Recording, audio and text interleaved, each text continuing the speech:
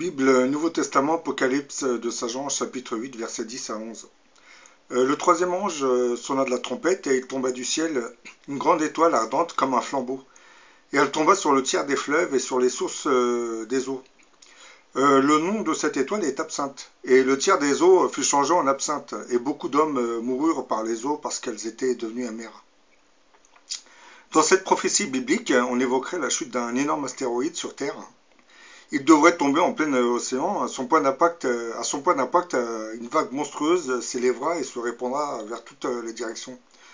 Lorsque la Bible parle d'étoiles ardentes, elle n'évoquerait pas une arme thermonucléaire qui contiendrait les mêmes éléments de fusion qui animeraient l'intérieur d'une étoile, mais elle ferait plus allusion à la friction de l'astéroïde avec l'atmosphère. En franchissant les différentes couches de l'atmosphère, cet astéroïde s'enflammera avant de plonger dans les eaux de l'océan.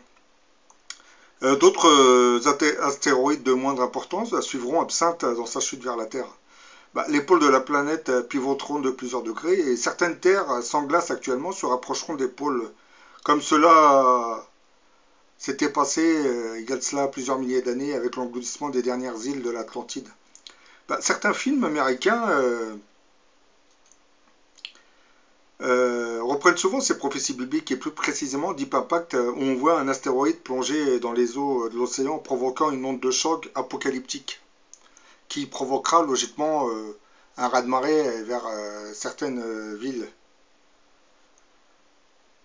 Là, je vais vous diffuser une vidéo où une personne parle de rêves qu'il aurait fait concernant certains tsunamis. Je suis Kevin Gall, ministère prophétique. Nous sommes le 8 juillet 2017 et je viens à l'instant de vous publier une vidéo qui s'intitule « Chute de météorite, 6e saut d'Apocalypse 6 ».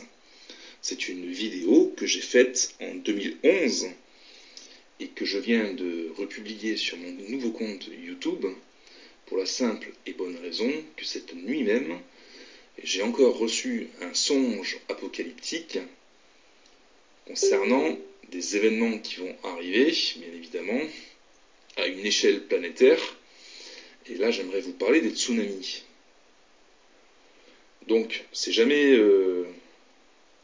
gai d'expliquer ces choses-là, mais on est obligé de les expliquer, on est obligé d'en parler, parce qu'on les reçoit de Dieu, et parce que c'est confirmé par les Écritures. Donc si Dieu nous parle, c'est qu'il faut dire ce que Dieu nous dit. C'est important. Il ne faut pas quitter la terre en gardant la vérité captive. Quand Dieu nous dit des choses, c'est important de les crier sur les toits. Donc ce songe, beaucoup de personnes, de chrétiens ont reçu le même.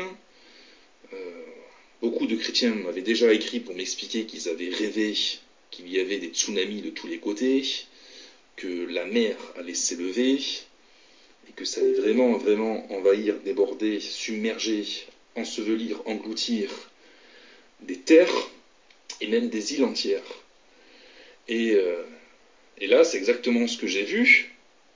Au même titre que la vidéo des chutes de météorites, c'était une vision qui était vraiment angoissante et terrible. Mais là, c'est tout aussi effrayant. Donc j'ai clairement vu des vagues énormes envahir, submerger les côtes.